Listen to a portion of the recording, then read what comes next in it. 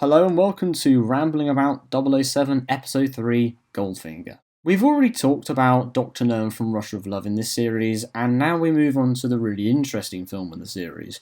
That's no disrespect to Dr. No and especially from Rush of Love, because both of those films certainly form a key part of the Bond mythos, but Goldfinger is not only very popular, but it forms a key part of the Bond series, because it's where the formula ultimately really gets going.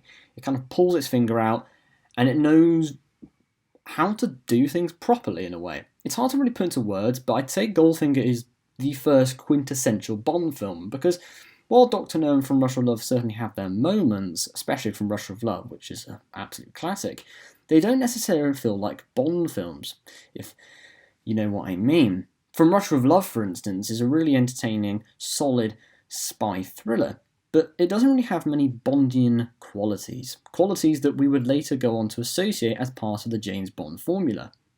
Goldfinger, conversely, is very interesting because, of course, they seem to, you've got the Aston Martin appears, which is obviously a key part of the Bond iconography, and you've got Connery in his third performance, probably his best performance as Bond, and you've got all these elements, kind of pushed together. You've got Honor Blackman as Pussy Galore, arguably the best Bond girl in the entire series. Gert Frobe as obviously Auric Goldfinger,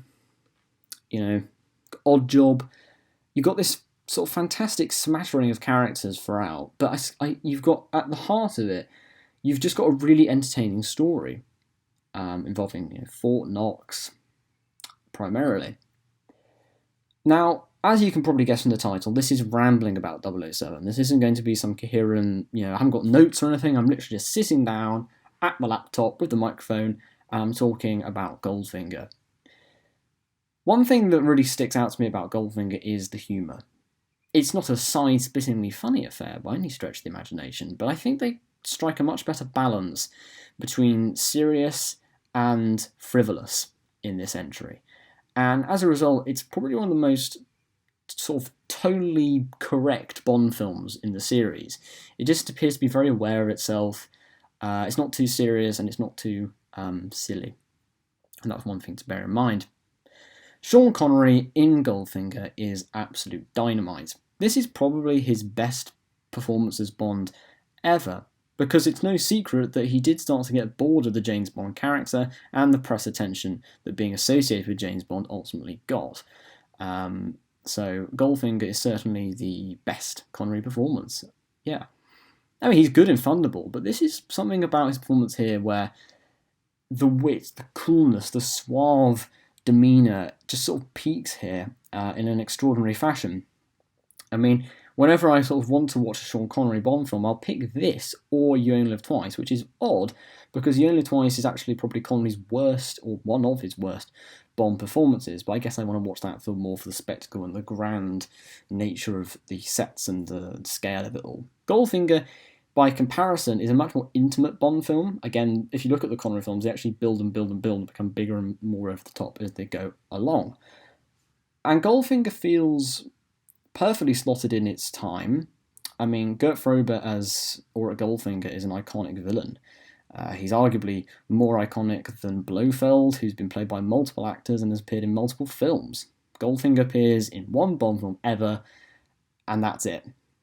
And Michael Collins' vocal performance is also something that's worth noting, because back in those days many characters were dubbed, and that doesn't prevent Goldfinger from being a really menacing character. So of course you've got I think the thing about Goldfinger is that for decades it was considered the fan favourite Bond film. And it's only really in the last few decades where that started to shift, where people may be saying GoldenEye, Skyfall, Casino Royale, maybe going back and saying The Spy Who Loved Me. But for a long time, probably until the release of The Spy Who Loved Me, I'd say actually, this film was considered the best Bond film. This was considered the film to beat.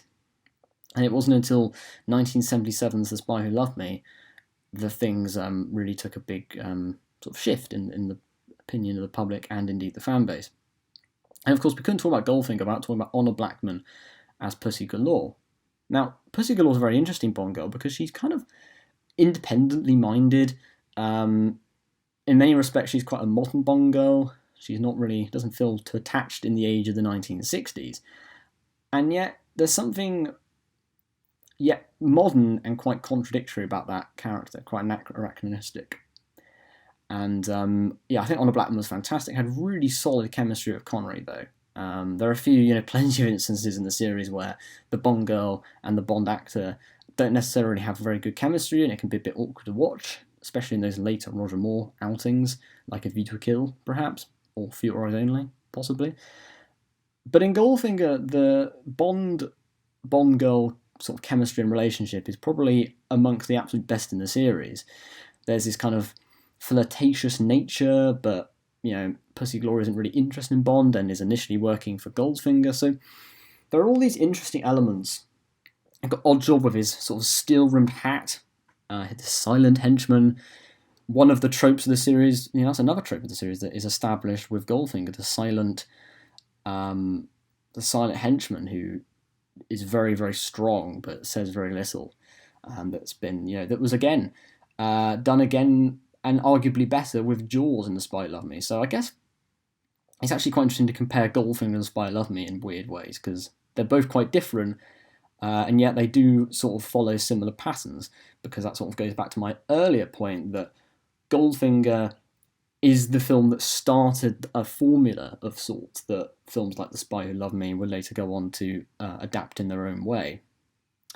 So these are kind of my musings, my thoughts, my opinions, and my perspectives on Goldfinger. All in all, it's a cracking outing, isn't it? It's an absolute gem of a film, and I know it seems quite popular now to be like, oh, Goldfinger isn't actually that good because of X, Y, and Z reason, but I think Goldfinger very much still holds up as a really solidly entertaining film of its time. Yes, it's of its time, but it doesn't feel restricted. I think you can watch quite a few early 60s Bond films and think, yeah, this is set in the 60s. Goldfinger doesn't feel, it is set in the 60s, but you could just adapt it a little bit and, set it now. It kind of feels like the most timeless of the first three Connery films, if that makes much sense. But what do you think of Goldfinger, the third James Bond film? Comment below and let me know. Thank you for watching, and I'll see you in the next one. Goodbye.